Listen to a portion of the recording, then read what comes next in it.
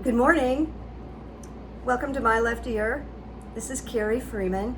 I just had the weirdest thing happen. First of all, my remote isn't working, so I have to reach out and manually get this started. But the second thing is I got about 7 minutes into a video and all of a sudden it stopped and I got this 911 message. I have no idea what that was. I called 911 and they said, "Thank you, you don't have an emergency." I said, "Not that I know of." So this is my second go round. So good morning. And I realized what I said before is that I really like saying good morning. It just feels lyrical and musical. So I will probably say that even if I video in the evening, just sharing. I'm a little eccentric, I think you know that. I want to thank Linda G publicly for sending me subscribers and viewers and incredibly nice people. I just got the best messages.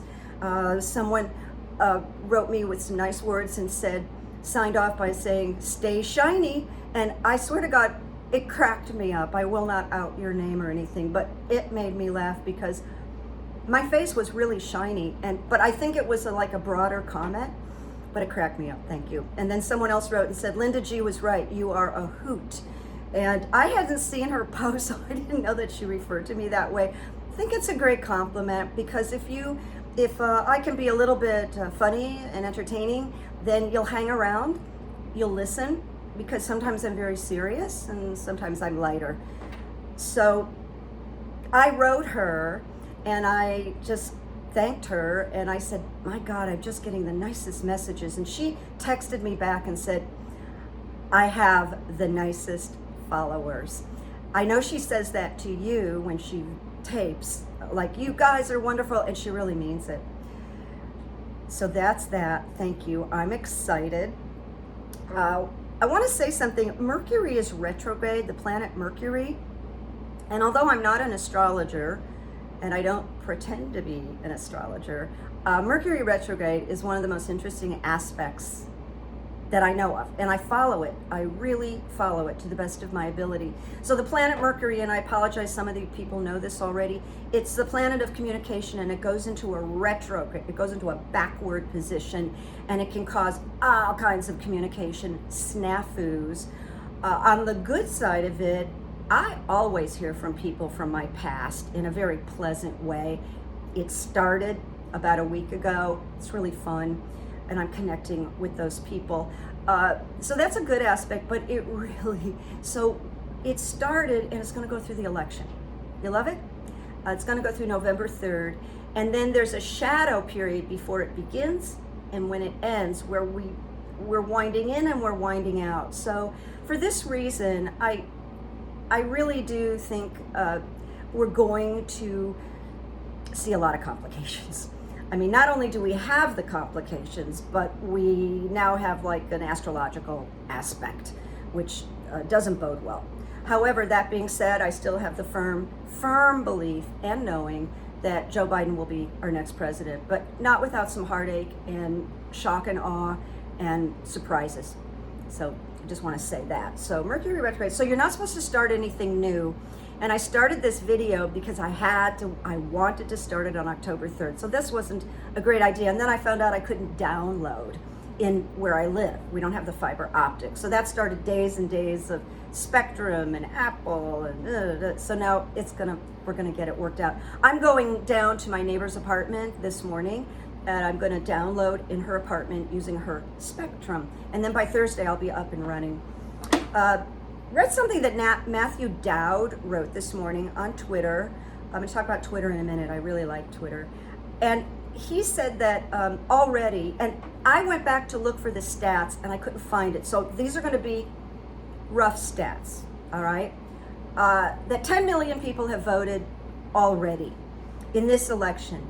And in 2016, by this date, only about 1 million people had voted. I think that's very telling. That's what I get from it through reading energy is that people are passionate. I saw people that were in line. I voted already, by the way. I saw people in line that were in line for 6 hours, 11 hours. And these people were determined. They were angry. And they said things like, nothing's going to keep me. I'm here. I am here. And I loved it. I loved it. So, talked about that. Well, I am on Twitter, and I happen to love Twitter. And I think I'm just under 4,000 followers. I really don't campaign for followers. If they follow, they follow. So that's really nice. I got those. So you can find me on Twitter, Carrie Freeman, at Comics Daughter. And the reason it's Comics Daughter is this: I wrote this book, which I'm going to tell you about in a week or two, called The Comics Daughter, A Chicago Tale. And so few of my Instagram and my Twitter, The Comics Daughter. Now on Twitter, I'm a little bit angry. I'm a little bit irreverent, and I'm pretty outspoken. You might enjoy it, so check it out. I'm not looking for numbers. I'm just sharing with you that you might enjoy my Twitter. I am a writer. And I love the format that it forces you into so many characters. And for me, that's great. Having a father as a comic, I grew up with punchlines. I grew up with where whatever you said had to have like a funny something. So Twitter is really great for that. Now, I'm going to read you something that I read off of Twitter that I just loved. It's a little bit political, but I just loved it. So this is what this man said. I was in the grocery store today. The kid in front of me looked like around 11 years old. He had a stutter. The checkout clerk was making fun of his stutter. I said to her, you just lost your job. Oh, it was a man. And so the checkout person said to him, you can't fire me. I said, true, but your boss, who I just built a house for, can. That's karma, people. The other thing I wanted to share from Twitter, and then I'm going to move on, is that there was this headline, and it said, conservatives think Pence has the sex appeal they need to win over the suburban women. Just letting that sink in for a minute. I answered, if you're sensitive, plug your ears. I answered, if he had a penis, maybe. And then ... No, even that wouldn't work. Anyway, there I am. So here's some comments and predictions. I just realized yesterday that Trump, being this super spreader, he's enjoying it, people. He enjoys the power to infect, even kill. That sounds way out there, but we now know that he has this element of sadism. All the psychiatrists and psychologists talk about it, including Brandy Lee from Harvard, Dr. Brandy Lee. So the fact that he's putting people in jeopardy inflates his wish for godlike powers. It's pretty shocking. That's my opinion, though. And I'm always supposed to say, these are my opinions, they're not fact. This is for entertainment purposes. YouTube likes that, and I understand that. Now, about the vice president debate, I'm catching up a little bit because I didn't get to publish a few days ago. The debates are a tradition, but this year, I have a opinion that you may not agree with. I don't even think we need the debates, and I'll tell you why. I think it's pointless. It's really not about so much policy this year. It really isn't. It's more like personality and values and humanity.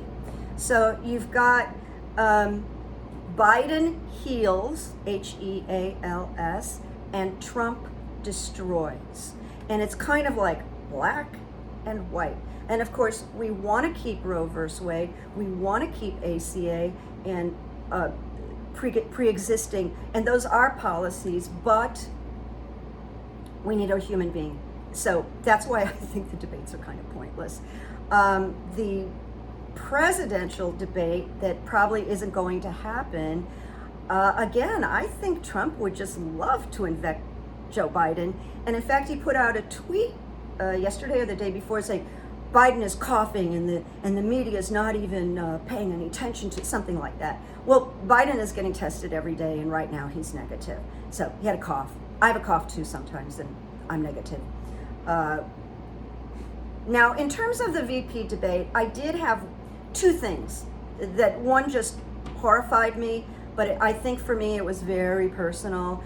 At one point early on, Mike Pence, who I call Pious Pence, came out with a statement that Joe Biden had nothing original and that he was plagiarizing everything the GOP is doing.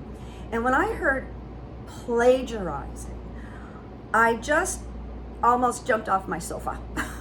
Now, as a writer, I've been plagiarized, and it is a devastating experience. It's just so bad. And I would say most writers and even comedians, people steal material. So it was just a really low blow, and not true, of course. And the other thing I was disappointed in, and I just passionately love Kamala Harris. I wish she had found a moment during the VP debate to say stimulus package, unemployment. I really wanted to go there, and she implied it. So that's my only criticism. Now, the other thing that is so upsetting to me, and maybe I should have put it first, is Governor Whitmer of Michigan and the plot to kidnap her. I just thought about it. I mean, I really thought about it. And because part of my ability is I remote view. I go to places and I see and feel what's going on. So I kind of went to what they would have done with her had they been successful. And it's worse than you can imagine what these guys would have done. And she's a smart woman. She's a strong woman. She's a classy woman. And I'm so glad she's safe. I'm so glad she's safe and her family's safe. And they probably have incredible security around them. I think these dudes are going to go away for life, probably. So now I'm going to get to the stimulus package, which last Monday, I woke up to the same news that you did. There's an executive order. Trump is ending all stimulus talks. And it was our first thing Monday morning. And I was like, what? Kind of went right to my solar plexus. Like, whoa.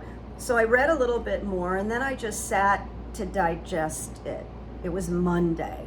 And I thought, okay, all right, you're going to be okay, no matter what. But then I thought, check your solar plexus now, check your stomach. And I didn't have any discomfort. I had no tightness when I know something bad is going to happen. And I was like, okay, just keep an eye on that all day long. Let's see. And by early afternoon, I thought, this is a wait and see. I'm not believing this executive order. Let's wait and see. And I put it on Twitter. And then the stock market crashed, I think 400 points. And he had an awakening. And all of a sudden, he's like, let's start these and let's get Nancy Pelosi on board. And so people are still hanging out and suffering for not getting extension on their unemployment, for not getting that really tiny $1,200. I mean, it's kind of ridiculous. But they haven't, and they're suffering. And here's what I think. I think we're going to get it. It's going to come late. I don't think they're going to approve 600 a week for the EDD, but I think 400. I think it's going to come right before the election. I just think the GOP is really scared. Trump is really scared. It won't make any difference, just between you and me. It really won't make any difference in the outcome. But I think they'll do it. I think they'll push it through. So we'll see. Now, in terms of Trump's COVID, from the very beginning, I thought it was real. I thought he had it. Now, what I realized after I checked into Walter Reed, the guy is running his own COVID treatment. He's telling the doctors what he wants with the trials, what to share with the public, what they cannot divulge, his test results, even if he had an MRI. So this is going on. We don't have definitive word on his test results, which means he's probably 98% positive. And he's running around, threatening to kiss and hug people. Ooh, terrible thought. Going forward, expect more assaults from the GP, from him, more surprises. We're not going to cut a break. We're not going to cut a break until, maybe November 4th. If Biden wins Florida and Texas, we'll probably go to bed feeling really good on the evening of November 3rd. Really good. In terms of the Senate and the vote I call her Amy Phony Barrett. And I put her in the same category as Pius Pence. She's written a lot of articles that they're not conservative, they're fanatic. She's a fanatic. So my feeling is during these, affirmations, confirmation, I couldn't think of the word. I think that the masterful people like Kamala should get her to lie and get her to omit. And then in 2021, we can go after her, and we can go after Kava. I call him Kava. I think she could get confirmed. Now, some other people that do this kind of work think there's a surprise, and I'm really open to that because I'm not sure. I'm pretty sure Lindsey Graham is not going to get reelected. Now, if anybody saw Mitch McConnell with Amy McGrath last night, it was horrific. Mitch laughed at her almost all the way through the debate. It was so demeaning and patronizing. The people of Kentucky are pretty dug in, and it's not really a sophisticated, elevated state. And I think there's real doubt that Amy McGrath is going to win, and I really want her to. So this is very difficult for me to say this, and I hope I'm wrong. This is where I hope I'm wrong. However, I do feel in my bone marrow that the Senate will take the lead. We will take the Senate majority, and that if Mitch gets in, he'll be weakened. He won't have the power anymore, and he might resign. So I don't know, at the end of the debate, he said something to Amy about, well, you're a mother and you're telling me I'm done, it's over. And that was really weird to hear him say something like that. So he might be preparing to lose based on that last comment. You might tune in to see exactly what it was. All right, I said that. Also the Breonna Taylor death, murder, slaughter, horrible, that could work against him also. If people in Kentucky don't get money, that could work against him also. Amy is only about 7 points behind as of, I think, this morning. Now, we're coming to the end. I'm going to start making a couple of recommendations, and when I get up to speed, I will put links in for you, and I am going to get up to speed. I actually have a tutor coming over to show me how to film myself from my laptop computer and edit so that I have options. And I'm very excited to meet this guy. I'm going to ask him all kinds of questions, and he knows a lot about YouTube, so I'm going to help him kind of get my YouTube channel a little more streamlined and informative, and even put a sheet about my services, because people started to email me and ask me. So that is coming. Now, I listen to a podcast I love. I discovered this man on Twitter early on, and I was fascinated by what he was talking about a long time ago. And people really pushed up against him. They didn't believe him. They didn't buy into it, but I did. It just sounded right to me. And now people are catching up, and he has maybe 150,000 followers. He's from Chicago. His name is Tom Joseph from Chicago. So that's Twitter. And Tom has a podcast. Now, I'll put the link in, but you can Google Tom Joseph podcast Twitter, and it will come up. Now, let me just take a moment and tell you why I think Tom is fascinating. He had a father and I think an uncle who died from a rare form of dementia called FTD, like the florist, but it stands for frontal temporal dementia. And actually, since Tom's been talking about it, 60 Minutes has done 2 episodes on the subject. So people are knowing about it more and more. Well, he recognizes this in Donald Trump. And he has a firm belief that Donald Trump is descending into frontal temporal dementia. And he points out and he educates people on this podcast. Now, he's very straightforward. He's very down to earth.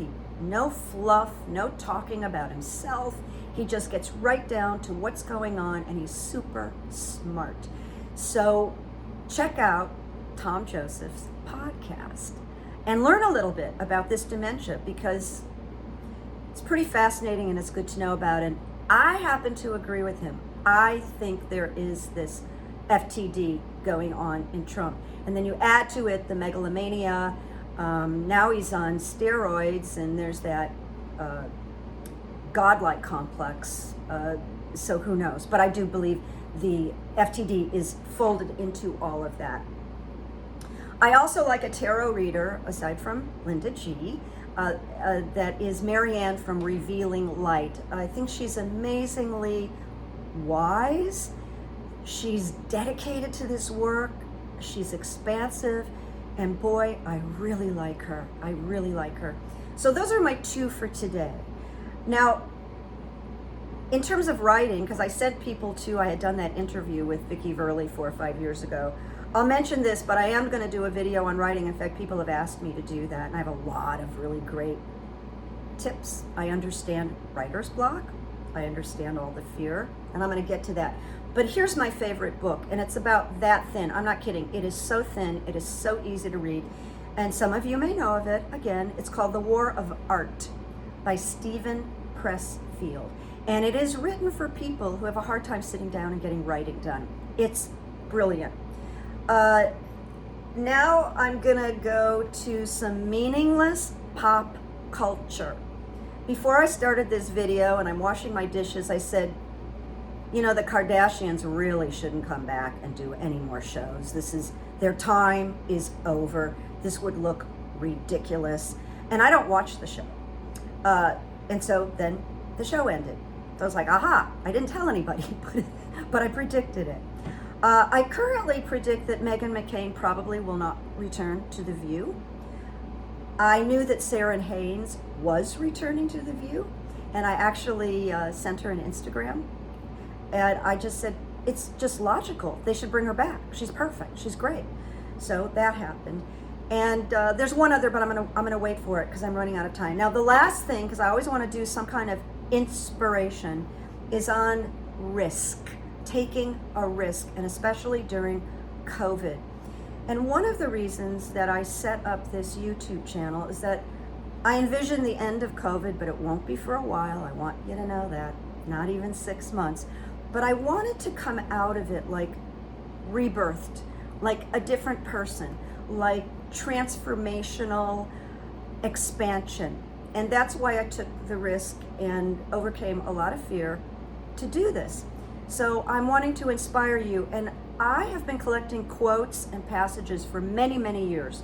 I have, I think, 30 pages, and I have the most fabulous quotes. You can't believe it. So I have a treasure trove. Now, this one is recent that I discovered. Oh my God, I love it. It's called Start. And I'm going to read it to you. Start now. Start where you are.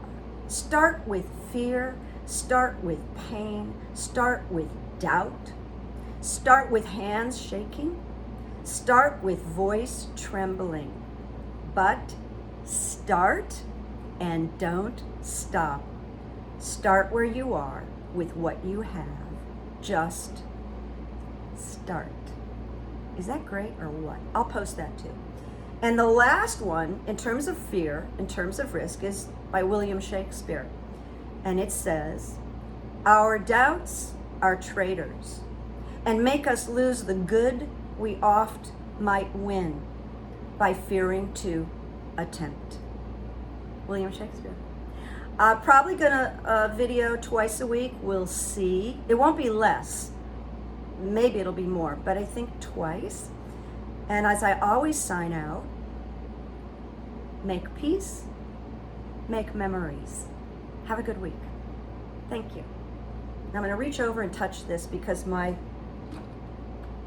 this is not working. Mercury's retrograde. Bye-bye.